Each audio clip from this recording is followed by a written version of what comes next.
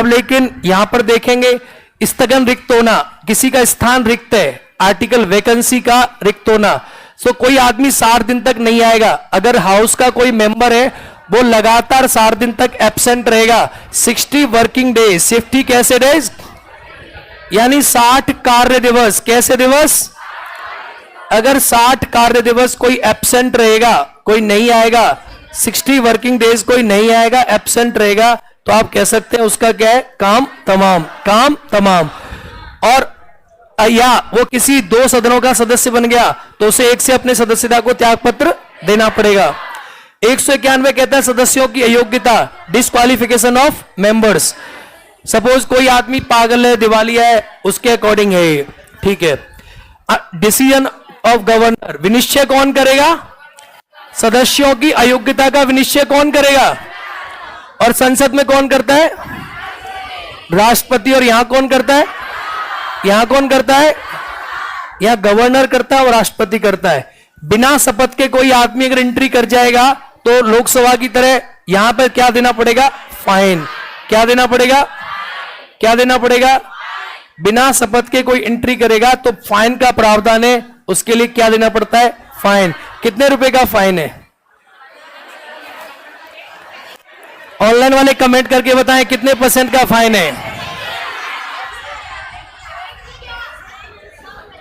मैं self study करने वाला साधारण सा छात्र प्रिय, तुम बड़ी कोचिंग में पढ़ने वाली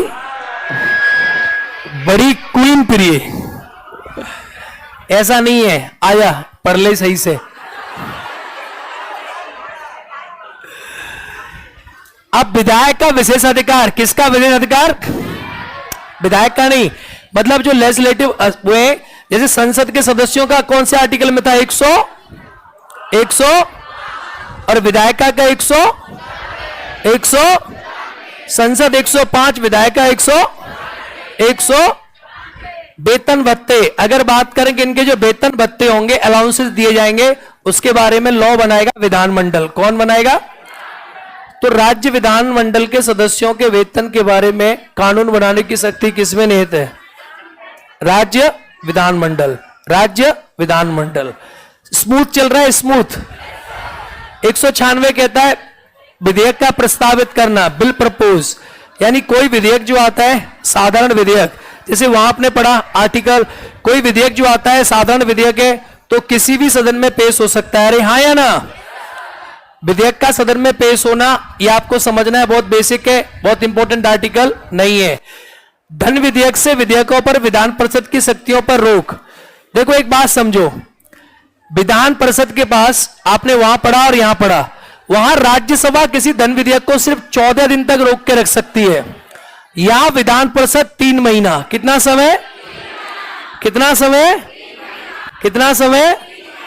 ये दोनों में डिफरेंस है। विधान परिषद किसी विधेयक को रोक के रख सकती है, धन विधेयक के अलावा विधान परिषद की शक्तियां कॉमन होती हैं। संविधान में संशोधन ये करते नहीं है, लेकिन धन विधेयक जो है उस पर आप कह सकते हैं दोनों की शक्तियां अलग अलग हैं, बाकी सब पर समान है, बराबर है। बहुत सिंपल बात है, कोई बड़ी बात नहीं है। धन विधेयक की प्रक्रिया, यहां धन विधेयक का प्रोसेस कौन से आर्टिकल में? राज्य का धन विधेयक, और वहां का केंद्र का 100 और धन विधेयक 199। 100 राज्य का धन विधेयक कौन से आर्टिकल में? और केंद्र का 100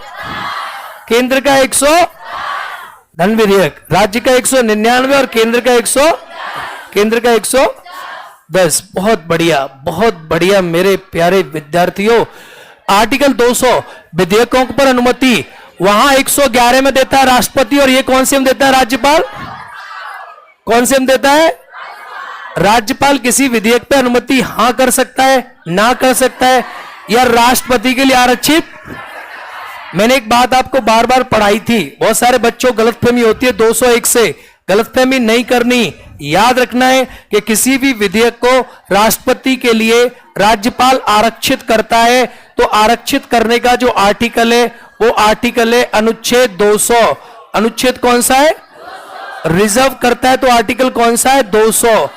अब जो राष्ट्रपति के पास कोई विधेयक आ जाता है उसके बाद राष्ट्रपति निर्णय लेता है। वो आर्टिकल कौन सा है? 201। इसमें राष्ट्रपति ये बताता है कि जो विधेयक है उस पर राष्ट्रपति को क्या करना है। अगर राज्य का कोई विधेयक राष्ट्रपति के पास गया तो राष्ट्रपति उस पर क्या क्या कार्य कर सकता है, वापस कर सकता है, 1 बार, 2 बार, 4 बार, जितनी बार चाहेंगे उसके पास पूरी की पूरी पावर है। वैसे मुझे अभी तक ये लग रहा है कि सब आपने पढ़ा है, हाँ या ना? हाँ या ना? तो आप ये कह रहे थे कि सर अनुच्छेद 1 तरफ से नहीं, पर आपने पढ़ लिए हैं सारे आर्टिकल्स ज्यादातर।